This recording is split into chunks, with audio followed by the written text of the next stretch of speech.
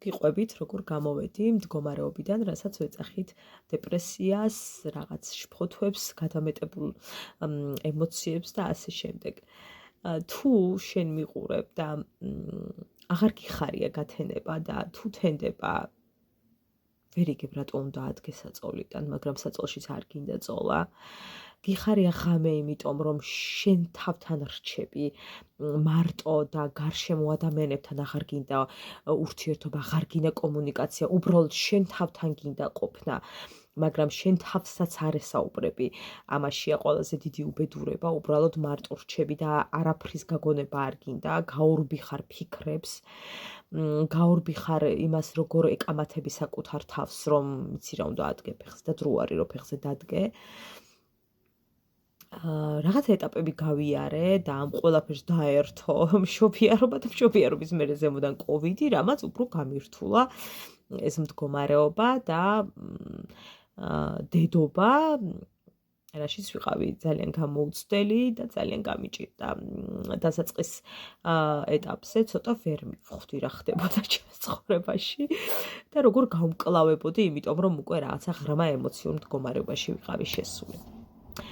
სანამ არ დავიწყე საკუთარ თავთან კითხვების დასმა, იქამდე ვერ მივხვდი რა ხდებოდა ჩემს ცხოვრებაში.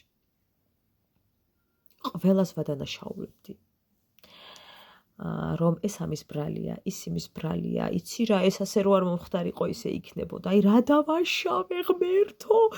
ყველას ვთხოვდი პასუხს გარდა საკუთარ თავში რაღაცა შეცდომების პოვნის და ასე შემდეგ, სადაუშვი შეცდომა, რა იყო ის სისუსტე, სად გამოვიჩინე რაღაცა ნაკლები ინტერესი და ასე შემდეგ. როცა მივხვდი რაში იყო საქმე და რეალურად საკუთარ თავთან მქონდა პრობლემა და არავინ არაფერში არ იყო დამნაშავე, მაშინ დავიწყე რაღაცა გათენდა და გამიხარდა, ამის აღქმა. ძალიან რთული ამ ეტაპამდე მისვლა.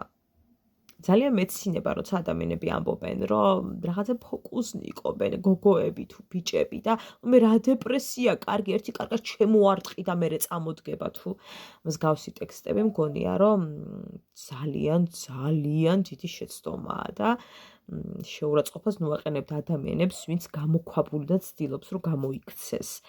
შეეშვით, მიუშვით, გამოვა, ოღონდ თქვენ ნუ დაუმძიმებთ ემოციურად მდგომარეობას. როცა სარკეში ვიყურებოდი, იქიდან ვუყურებდი გოგოს, რომელსაც ჰქონდა ცარიელი თვალები. არაფერს არ მეუბნებოდა ის გოგო, რომელსაც ვუყურებდი სარკეში. არაფერს მქონდა რაცა შუშისებრი, არაფრის მთქმელი, გაუგებარი, გაუაზრებელი თვალები.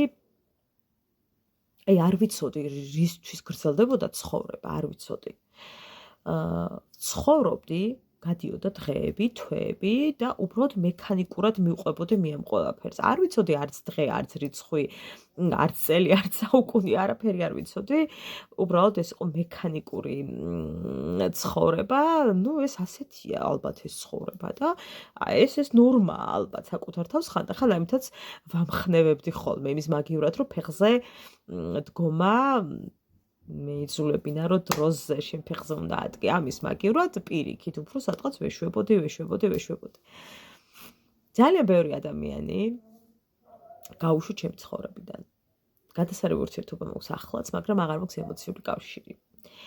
მივხვდი, რომ არაფერს არ მაძლევდნენ პირიქით, ძალიან ბევრს მართმევდნენ შინაგანს, ძალიან მთრგუნავდნენ რაღაც საკითხებში, ძალიან ნერვიულობდი ბევრ რამეში და მივხვდი, რომ უნდა გავთავისუფლებულიყავი ამისაგან და რაც ამსაც გავუშვი ადამიანების რაღაც გარკვეული ნაწილი ჩემი ცხოვრებიდან ემოციურად და რაღაც ვითარებებს შევხედე ცოტა მარტივად, დაიწყო ჩემ ცხოვრებაში დალაგების ეტაპი.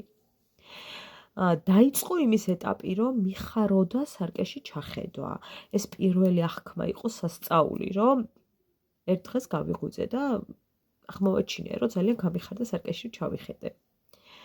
ძალიან დიდი როლი ითამაშა დოდონამ, ჩემს პერსონაჟმა, რომელზეც ყოველ დღე მუშაობდი, მაშინაც კი, როცა ძალიან რთულად მქონდა შინაგანი მდგომარეობა, არ გავჩერებულ ვარ და ვფიქრობ, რომ მან გადამარჩინა პირიქით, ამ ყველაფერზე მუშაობამ გადამარჩინა. გარდა იმისა, რომ სახლში მყავდა სასწაული შვილი. მაგრამ როცა სადღაც გამოქვაბულში ხარ, ამ ყველაფერს ნაკლებად აანალიზებ ჩვენ და სამწუხაროდ. დავიწყე იმის გააზრება, რომ რატომ არის ვინმე დამნაშავე იმაში, რომ შენ ამიტომ. კითხვებს უსვამდი საკუთარ თავს ძალიან მკაცრად და ასევე ძალიან მკაცრად ვპასუხობდი, ამიტომ და ნელ-ნელა დავიწყე იმის გაანალიზება, რომ კითხვებზე სწორად ვცემდი პასუხს და აღარ ვაბრალებდი ადამიანებს, აღარ ვაბრალებდი ვიღაცებს, აღარ ვაბრალებდი ღმერთს, რომ რა დავაშავე და ასე შემდეგ. მადლობა ღმერთს პირიქით ყველაფრისათვის. თუნდაც იმ სისუსტეებისათვის, იმიტომ რომ ამ ყველაფერმა ფეხზე დამაყენა, უფრო მეტად გამაძლიერა და ახლა თუ არ ის, ვისაც მესარკეში ვუყურებ, იმ ყველაფრის დამსახურებაა. რა პერიოდებიც გავიარე, იყო ძალიან დიდი დრო თუ ძალიან ცოტა დრო, ეს ჩემთვის იყო ძალიან დიდი გაკვეთილი, თუმცა ეს იმას არ ნიშნავს, რომ ახლაც არ მემართება რაღაც, მაგრამ ახლა ბრძოლა შემიძლია, ეგ არის განსხვავება. დავიწყე შემდეგ წონის კლება, კალორიულ დეფიციტი დავიწყე, რაც ასევე ერთ-ერთი იყო ჩემი ძალიან ღრმა დეპრესიის მიზეზი.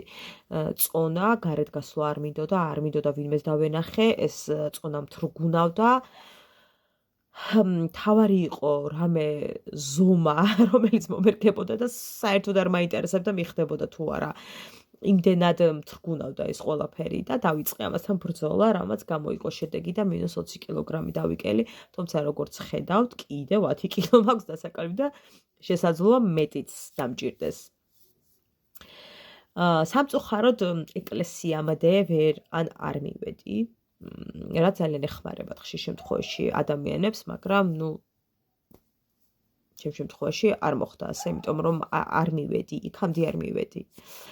ამაზე ცალკე მოგიყვებით კიდევ ჩემს ემოციურ რაღაცა კავშირებს, მაგრამ მანამდე დავასრულებ იმას საერთოდ, რაზეც ახლა ვსაუბრობ და რაც მინდა, რომ გითხრათ ადამიანებს, ვისაც ძალიან გჭირდებათ ახლა ამის მოსმენა, იმიტომ რომ დღეს თუ ხარ ძალიან სუსტი და ძალიან სუსტად გრძნობ თავს, იცოდე, რომ ხვალ იქნება შენთვის ყველაზე მაგარი დღე.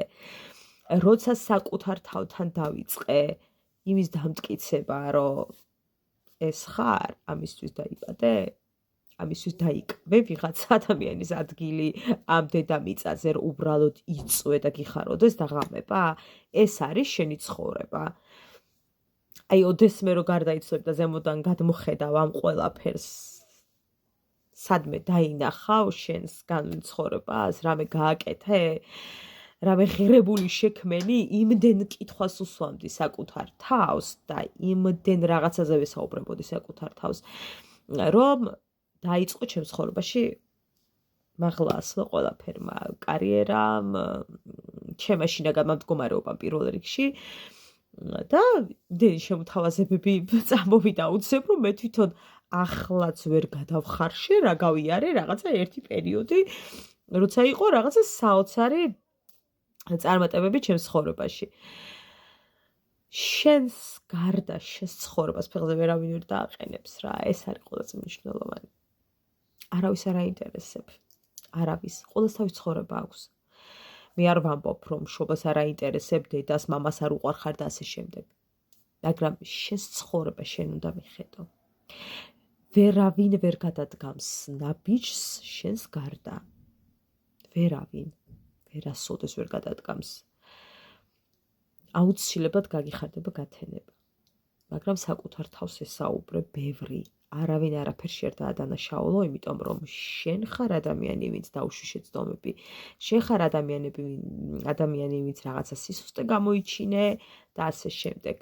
უბრალოდ არ ეძებო დამნაშავე, დამიჯერე ყველაფერი დაალაგდება. გისურვებ წარმატებებს. ხო, მე დღეს ვინც ვარ, მომწონს ის ადამიანი. იმიტომ რომ ძალიან ბევრი გავაკეთე საკუთარი თავისათვის და ძალიან ბევრს გავაკეთებ კიდევ. წარმატებებს გისურვებთ. გამიგრძელდა ვიდეო, მაგრამ უფრო მეტ ის თქმა მინდოდა უბრალოდ თითქმის 10 წუთია საუბარი.